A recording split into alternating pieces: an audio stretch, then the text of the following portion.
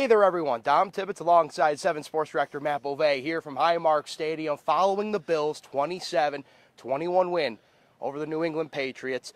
Listen, Matt, it's kind of just like what we said last week. Yep. It wasn't the prettiest win, Nope. but ugly wins are better than pretty losses. The team needed to get it done, and the defense had a large part to do that today. Yeah, I mean, the defense was unbelievable. You don't understand. Well, you probably do understand. I shouldn't have phrased it that way.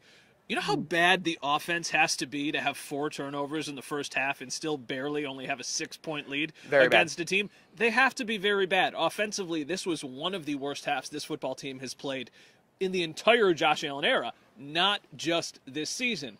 They cleaned things up in the second half. Rasul Douglas has been so important for this team. 2 interceptions. He's unbelievable. Ed Oliver had a one-handed interception. He also had a sack. He's having far and away the best year in his young NFL career. And then Terrell Bernard, he had multiple sacks. Their big-time players on defense stepped up.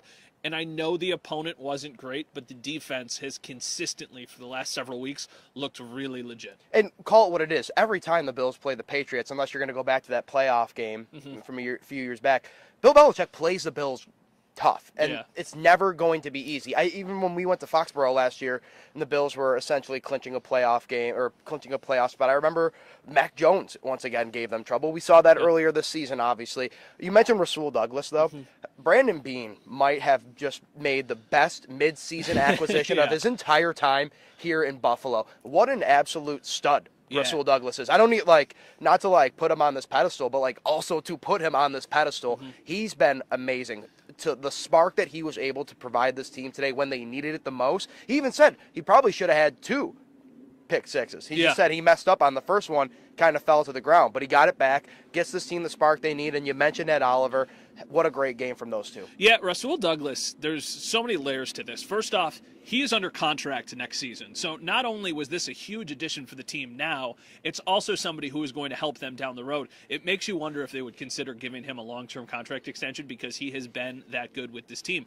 The other thing that I loved that Rasul Douglas said after the game is the confidence that he's playing with because he trusts the other people there, and that allows him to be more aggressive. It allows you to try and jump a route. It allows you to try and read what an offense is going to do. And there are times when you miss and you look silly, but for him, with his skill set and with the guys behind him, he said it's kind of like Steph Curry. Steph Curry, even when he's having bad nights, is still throwing up shots because Steph Curry's the best shooter in the world.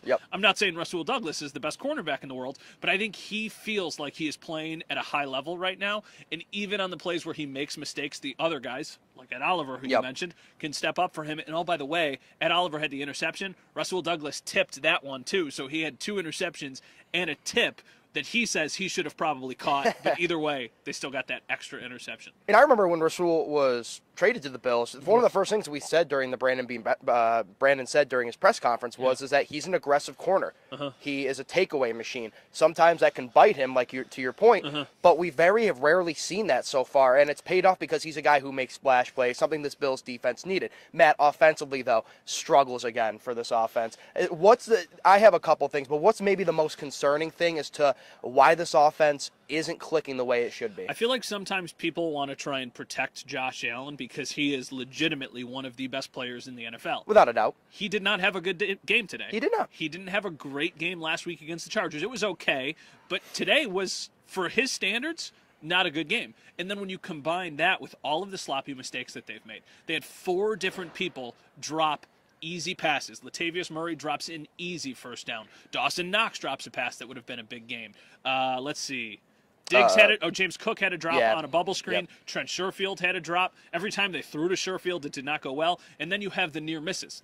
They had Stephon Diggs open on what would have been a touchdown, like an 85-yard touchdown. He had a step and a half on him. But Allen missed him by, a yard, maybe a yard and a half, 2 yards. Yeah, so right around there. So it's poor execution. It's also a combination of what the other teams are doing. To the Patriots' credit, for as bad of a team as they are this year, they do have a good defense. They will go against a team next week in Miami, and basically a must-win game, that has pieces to an elite defense, but I would say top to bottom, the Patriots are one of the better ones in the league. My only concern with this offense, really, because I know what it's capable of, and I'm not trying to get all negative Nancy at this moment, but the Diggs to Allen connection is just not there right now. Doesn't exist. And that is so concerning, because not only are you still fighting to get into the playoffs, but once you get there, you need 14. You need your best offensive playmaker that's not Josh Allen to come up in big plays. And it's not just a matter of like, oh, maybe next game it'll get better. It's almost clicking. It's just gone. It is gone, period. And I think that is a real concern the Bills are going to have to somehow correct. But how many weeks do we feel like are we having to say this before it's too little, It's been too late? half the season. And that's the thing that's so interesting. You know, Stephon Diggs started the year on fire like we're used to seeing. And then it's not an outlier anymore. It's not a bad game or 2 bad games or 3 bad games. It has been 7 games since I think he went over 100 yards. I don't think he's got a touchdown since the Bengals game, and that was like November 5th or something. That was really at the midway point of the season. We were making vacation plans in January. You know, we weren't even thinking about the playoffs at that point. And to their credit, we are recording this at around 6:30 on Sunday evening, so we do not know yet what has happened in the Steelers-Seahawks game or the Bengals-Chiefs game by the time you watch this. Right. There is a chance next week, assuming we don't know how those ones end, is the Bills win and they're the number 2 seed, or they lose and they miss the playoffs completely. If that scenario is different now, forgive me, I cannot read into the future, but just really quickly, what are your preliminary thoughts about a game against the Dolphins? Buckle up, because it is going to be the very similar to how the Bills had to go attack the Chargers. The Dolphins were embarrassed by Baltimore today. And then you got a very feisty team in LA the week after they were embarrassed by Las Vegas. I would 100% expect Miami to have a nice turnaround performance and come back strong with their home field, with their fans, and the Bills are going to have to play mistake-free football. Yeah, don't look at the first game of the season and say, well, the Bills beat the Dolphins by 28 points earlier in the year. What's different now? Well, there's a lot that's different now. This team now does not have Matt Milano. It does not have Tre'Davious White. Right. We just talked about how good Russell Douglas has been, but you could bet they would really love Matt Milano and Tre'Davious White out on the field. Offensively, that's when Stephon Diggs was cooking. He took over that game. Right now, he is not, and it's on the road. Josh Allen has been historically very good against the Miami Dolphins. A couple injuries to monitor. First off, Josh Allen banged up on the last play of the game that he was in. He says he's fine. He had a little bit of a stinger. He said he should be good to go. Tua in Miami also left the game early. Sounds like the same thing. He should be good to go. But Bradley Chubb, their top remaining pass rusher, has a feared ACL injury, so he's not going to be available. And then a couple weeks ago, they lost Jalen Phillips, their other linebacker / pass rusher, who is just a really, really good player. So that team is banged up. And I think Xavier Howard also left this game early, maybe on a cart.